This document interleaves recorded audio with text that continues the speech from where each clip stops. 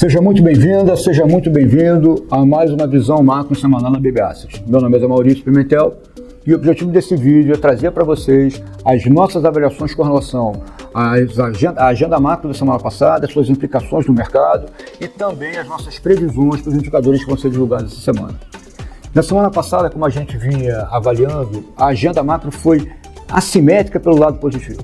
Tivemos dados um pouco mais fracos nos Estados Unidos e na Europa, mostrando alguma contração na manufatura, o setor de serviços ainda em território expansionista, mas o mais importante, o que acabou efetivamente atraindo a atenção dos investidores, foi a agenda do Banco Central americano.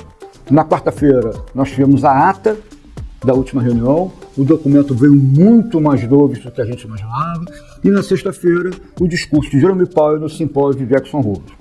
Ambas as declarações mostram que o Banco Central americano, no seu duplo mandato, que é garantir a convergência da inflação à meta, ao mesmo tempo o pleno emprego, o foco principal passa a ser o mercado de trabalho. Até porque, também na semana passada, foi feita a revisão da criação de vagas no período de abril de 2023 a março de 2024. Como resultado, nós tivemos uma redução na criação de vagas de aproximadamente 30%. Foram menos 800 mil postos de trabalho criados ante o que havia sido informado anteriormente. Dessa forma, pela primeira vez em 2 anos e meio, nós estamos revendo nosso call para a política monetária dos Estados Unidos. Agora, a nossa previsão é que o Fed inicie a flexibilização monetária em setembro, faça a redução de 25 basis points em setembro, 25 em novembro e 25 em dezembro, ou seja, um orçamento de 75 basis, quando anteriormente nosso orçamento era só de 50 basis. O impacto nos mercados ficou claro, as bolsas subiram, a curva global fechou de maneira importante, o dólar se depreciou com relação às moedas globais e foi um momento bastante positivo para os mercados. Internamente, a bolsa também repercutiu em alta, o Ibovespa subiu 1,2%. Nós só não vimos a mesma dinâmica no real e na curva de juros doméstica. Embora tenha havido um fechamento na ponta curta da curva, a ponta longa acabou abrindo. E na nossa avaliação, essa dinâmica respondeu mais às declarações dos dirigentes do Banco Central. Foram várias declarações ao longo da semana e algumas delas, inclusive, em direção contrária. Para a semana que se inicia, nós não temos grandes eventos ou nenhum grande indicador nos Estados Unidos e na Europa, então a agenda macro global não é uma agenda significativa, a importância vai ficar por conta da agenda doméstica. E aí nós teremos dados de inflação e dados de atividade.